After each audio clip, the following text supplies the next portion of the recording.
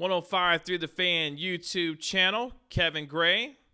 Of course, 105 Through the Fan, you can hear me on the weekends right here on your home of the Cowboys and the Rangers, 105 Through the Fan. Appreciate everyone continuing to subscribe to the 105 Through the Fan YouTube channel. You can also subscribe to my YouTube channel at Kevin Gray Sports, and you can follow me on Twitter, Facebook, and Instagram, also at Kevin Gray Sports.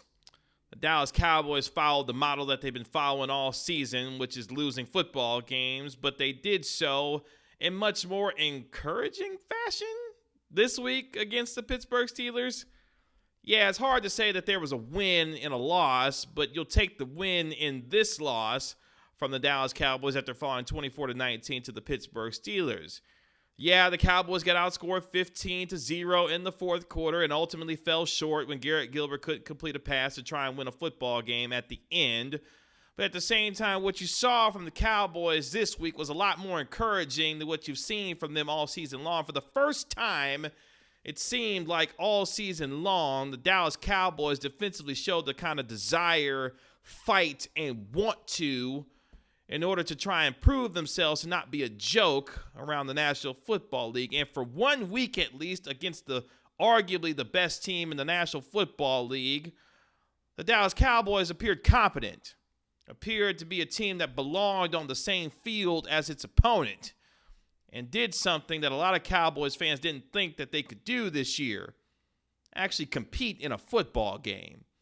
And they did well. They purported themselves well. Your man Garrett Gilbert got out here in his first career NFL start, threw a touchdown pass, made a couple plays with his legs, pushed the football down the field a little bit to Amari Cooper and CeeDee Lamb, and made the quarterback position actually look like one that belonged on the same field as the other one, and Ben Roethlisberger.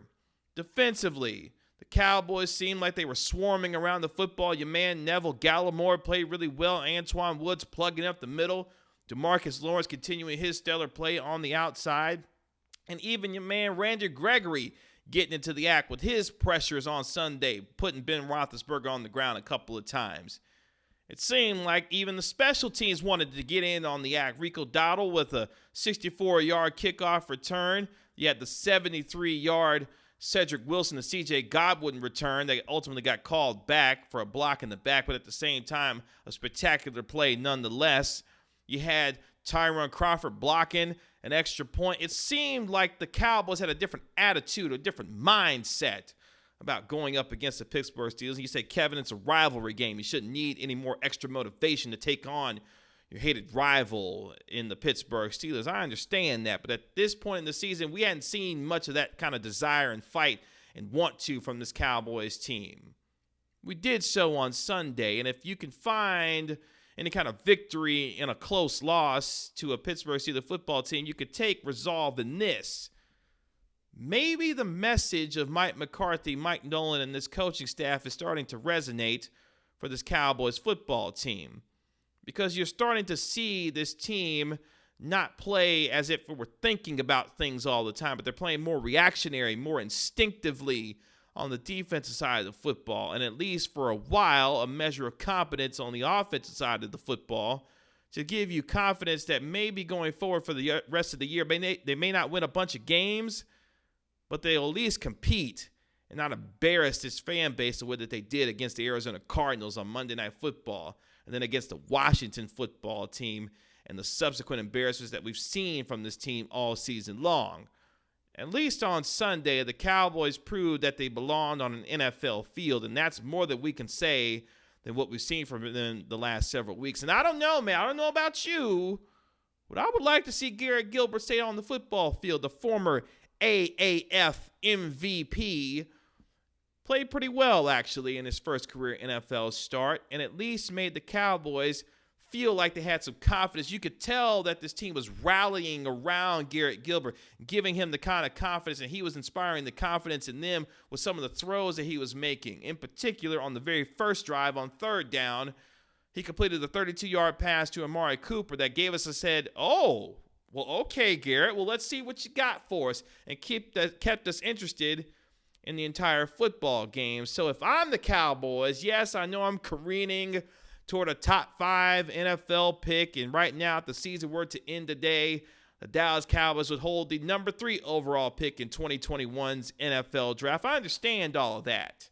And maybe Andy Dalton helps you get closer to that when he comes back from having a concussion and being on the reserve COVID-19 list. Maybe he does that. But more than anything, it seemed like the Cowboys had some confidence in your man, Garrett Gilbert.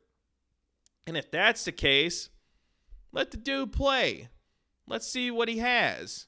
Well, you say, well, Kevin, you might want to see what Andy Dalton has just to see if you may have missed on the evaluation of Andy Dalton.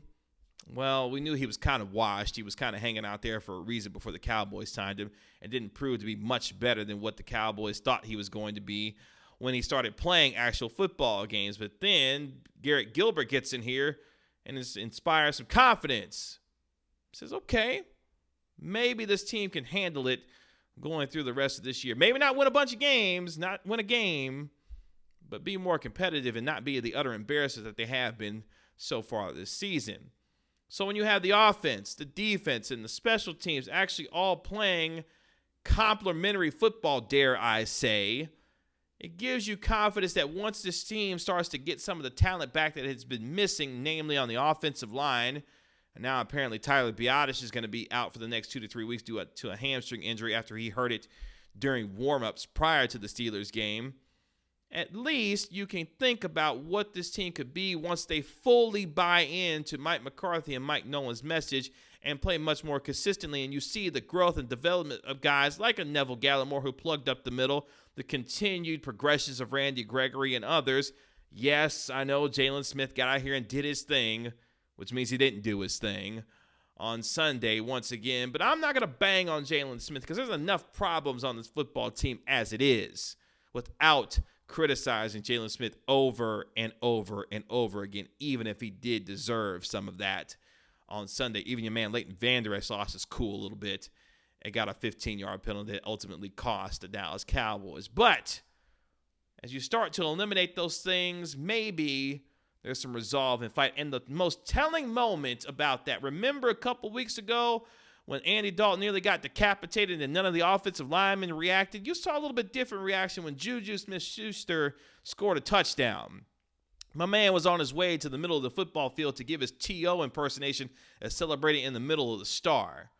Yeah, Randy Gregory got the penalty for knocking the ball out of his hand, but Antoine Wood said, we're not going to have that here today, not at the Star, not on this field at AT&T Stadium. And Antoine Woods made sure that his former teammate wasn't about to get out on the Star and embarrass the football team. And that is what I'm looking for. That is the kind of fight that I'm looking to see in the mental mindset and makeup that says, well, maybe they're not going to get out here and embarrass us anytime soon, at least anymore.